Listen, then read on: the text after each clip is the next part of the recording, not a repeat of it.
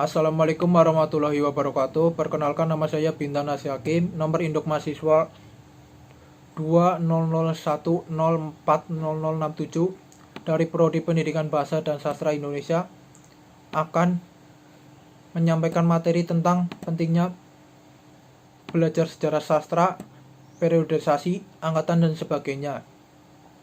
Dengan belajar sejarah sastra, kita akan mengetahui tentang perjalanan sastra yang ada di Indonesia dari tahun ke tahun.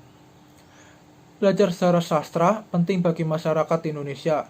Belajar sejarah sastra sama halnya dengan melestarikan jati diri bangsa Indonesia. Kita akan mengetahui awal mula sastra dan perjalanan sastra hingga sekarang.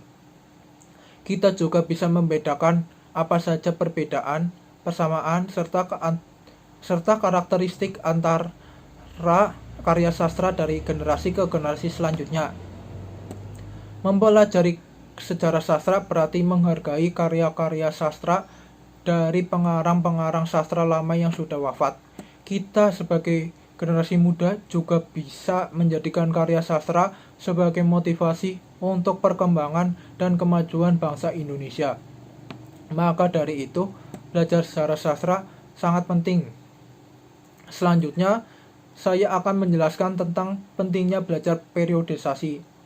Belajar periodisasi penting bagi kita semua, karena kita akan mengetahui cerminan kehidupan masyarakat pada suatu masa.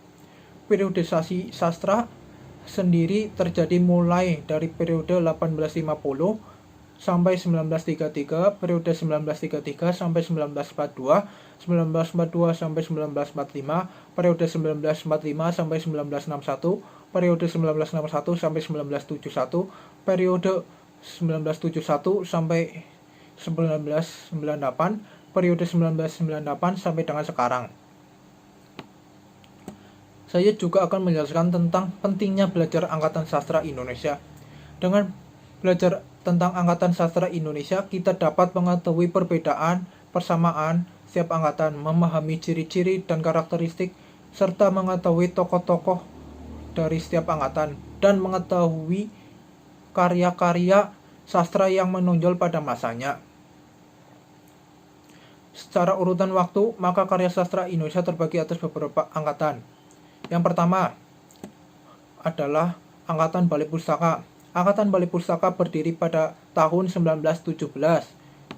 Dengan ditandai berdirinya Balai Pustaka, para penulis, pengarang, dan para ahli bahasa Melayu didaulat sebagai redaktur dari Balai Pustaka. Novel Siti Nurbaya karya Marah Rosli dan novel Salah Asuh karya Abdul Muiz merupakan salah satu contoh karya sastra pada Angkatan Balai Pustaka.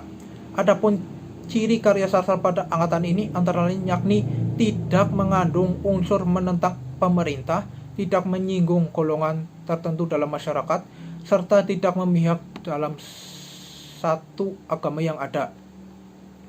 Yang kedua, ada Angkatan Pujangga Baru.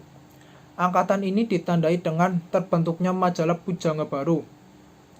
Latar belakang pembentukan dari angkatan ini adalah adanya protes para penyair dan sastra akan sastra yang dibredel pada masa Balai Pustaka dengan alih-alih sebagai suara nasionalisme dan kesadaran berbangsa.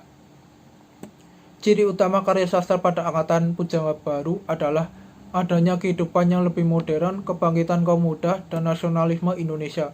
Layar Terkembang merupakan karya Sultan Takdir Ali Saban dan Doa karya Amir Hamzah merupakan salah satu contoh karya sastra pada Angkatan Pujangga Baru. Angkatan ini dibedakan menjadi dua kelompok, yakni kelompok seni untuk seni, kelompok seni untuk pembangunan.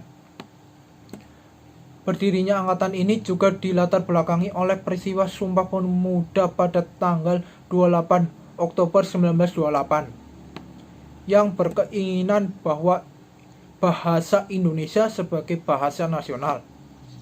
Yang terakhir, Angkatan 45.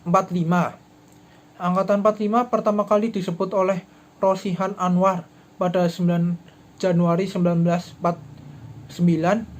dalam majalah Siasat.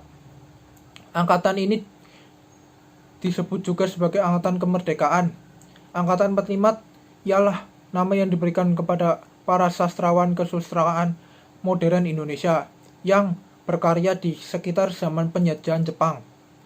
Penulisan karya sastra angkatan ini ditulis dengan bahasa Indonesia. Adapun ciri-ciri karya sastra angkatan 45 ini antara lain bentuknya bebas, tidak terikat kaidah kebahasaan, temanya diangkat dari realistis sehingga terkesan natural, lebih ekspresif, dan menyirat perjuangan memperebutkan kemerdekaan, serta mendapat banyak pengaruh dari sastra asing. Sastrawan angkatan ini lebih menonjol, dinamis, dan kritis. Hal ini menyebabkan individualisme mereka tinggi. Karya sastra dalam bentuk puisi mendominasi angkatan ini, maka karyanya menggunakan penghematan kata. Sekian penyampaian materi dari saya tentang pentingnya belajar sejarah sastra, periodisasi, angkatan, dan sebagainya. Terima kasih. Wassalamualaikum warahmatullahi wabarakatuh.